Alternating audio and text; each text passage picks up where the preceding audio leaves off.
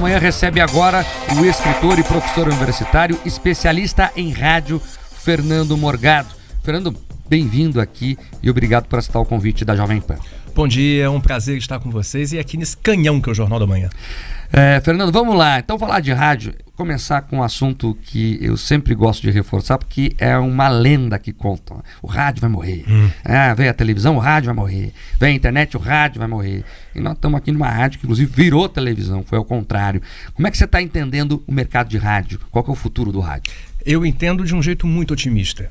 Eu estava conversando, inclusive, com amigos meus aqui do Paraná, eu sou do Rio de Janeiro, e que eu vim de Santa Catarina, por exemplo, que é um mercado também muito pujante de rádio, e como tem crescido. E aqui no Paraná também, especialmente no interior, porque Curitiba, a Grande Curitiba, já é um mercado consolidado, né? O Grupo RIC, por exemplo, já tem uma participação muito grande, mas o interior ainda tem muito a conquistar.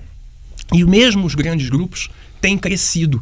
E isso casa, inclusive, com a tendência que a gente viu do censo, do crescimento das cidades médias, das cidades pequenas, e o rádio tem uma liderança ainda maior nesses mercados. Então, a perspectiva é muito positiva, deixando, sem dúvida nenhuma, essas pessoas que ficaram dizendo que o rádio ia morrer, deixando elas muito frustradas, porque está muito longe disso, muito longe disso. E a gente observa, inclusive, já conectando a conversa com os nossos internautas, né? O rádio também fez essa movimentação de conectar, né, a FM, a AM, também com a internet. Hoje isso é praticamente uma obrigatoriedade, né, de estar também online. Sem dúvida, sem dúvida. As maiores rádios já fizeram esse movimento.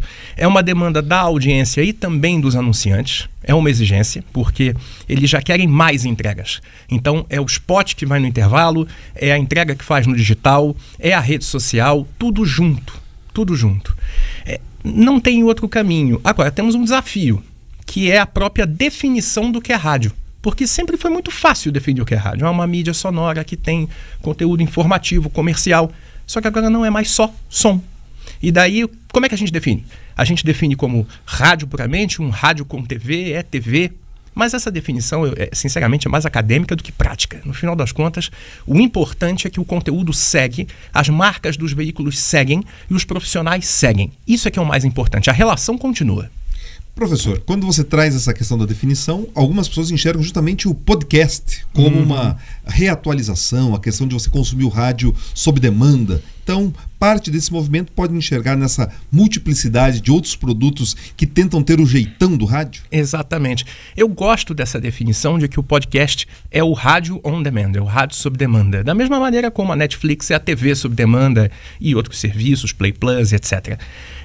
É muito interessante, mas eu considero o seguinte: quando a gente olha a maioria dos podcasts que se faz por aí, falta para eles mais aprendizado com rádio, não é? Os melhores podcasts são aqueles que, na minha visão, são aqueles que mais aprendem com rádio, em termos de plástica, de locução, de postura diante do microfone. Tem muito podcast por aí, mas tem muita porcaria.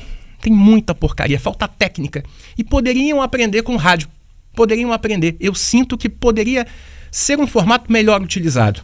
É a minha análise, mas eu concordo que o podcast, de certa maneira, é o rádio sob demanda. Então é mais uma reinvenção. É mais uma reinvenção. E que não mata o rádio ao vivo. Muito pelo contrário. É uma demanda nova que se atende, que complementa. E isso tanto é verdade que eu estou falando, porque se os meios acabassem, sinceramente, a nossa vida ia ser um pouco mais fácil.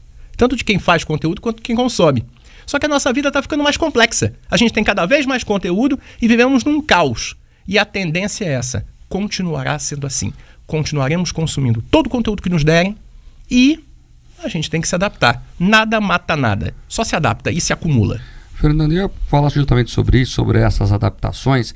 Hoje as pessoas têm notícia, por exemplo, muito fácil, na palma na mão, celular, os grandes portais, e elas vêm para o rádio, e eu como profissional sinto isso, atrás da opinião, da análise. Elas querem construir a informação, inclusive junto, né? Vem da opinião dela, quer que amplie o debate. Você sente isso, que o rádio está tomando cada vez mais esse papel, sempre teve, né? Mas de uma opinião cada vez mais forte? Sem dúvida. Porque, como você bem disse, a informação, o dado em si, o fato, meio que virou commodity. Todo mundo tem, todo mundo dá. Mas nunca foi tão importante a relação com a pessoa, com o indivíduo. esse laço tradicional do companheiro, do amigo, da amiga profissional que está no ar e que acompanha, por exemplo, nesse momento, quem está indo para o trabalho, quem está indo para a faculdade, que seja, essa relação pessoal, ela é única. É o grande diferencial, junto com a marca, que um veículo de comunicação tem. Então, se a gente pega, por exemplo, o fenômeno Jovem Pan, o que é? É uma combinação de duas coisas fundamentais, eu percebo. Primeiro, o nome, Jovem Pan. A marca, o valor construído ao longo de décadas. E o segundo são vocês, que dão esse valor. Porque a marca é uma abstração, né? É aquilo que o nome significa. Quem dá significado para isso? Quem faz? E vocês estão aqui, não estão em outro lugar. Então, isso torna a relação única, torna a relação valiosa. E é por isso também, isso explica em parte, pelo menos, por que a opinião é tão importante. As pessoas precisam disso, inclusive para guiá-las no meio do caos de conteúdo que a gente tem. É muita informação, muitas delas são falsas, e a gente precisa da ajuda de alguém para nos orientar, como se fosse uma carta de navegação. Olha só, você está navegando aqui, mas se você for para cá, o que vão te dizer não necessariamente é verdade. Eu preciso de ajuda. Fernando, e para terminar, falando em opinião, é preciso ter liberdade, né? A gente precisa estimular a liberdade no meio. Sem dúvida, sem dúvida. A liberdade e a pluralidade também, não é? Então, hoje em dia a gente tem um cenário de comunicação muito diferente do que a gente tinha 20, 30 anos atrás, não é? Seja em rádio, seja em televisão. Aqui no Brasil a gente tinha uma situação sui generis, né? A gente tinha um grupo de comunicação que continua com uma posição relevante, mas era praticamente uma opinião e uma posição única, não é? Diziam, não era o primeiro lugar de audiência, era o único lugar de audiência. E hoje em dia já não é assim. Nem em televisão, nem em rádio. Você já tem outras frentes, outras marcas, outros profissionais que fazem frente. Isso é muito bom para todo mundo. É bom para o mercado, porque cria mais empregos. É bom para os anunciantes, que têm mais opção. E é bom para o ouvinte, para o espectador, que pode se informar de um jeito mais preciso, ver concorrência. Isso é muito bom. Isso foi um ganho que o Brasil teve nos últimos anos. Fernando Morgado, especialista em rádio, professor universitário. Fernando, quem quiser te acompanhar, saber mais, como é que faz as redes sociais principalmente aí? Morgado Fernando. Meu nome ao contrário, é fácil de achar. E ali eu falo sempre de rádio, televisão, dados de comunicação. Ali é muito mercado da gente falar do que está acontecendo e do que vai acontecer nos próximos anos. Fernando Morgado, obrigado pela atenção com a audiência Jovem Pan em todo o Paraná. Eu que agradeço pelo espaço. Muito obrigado.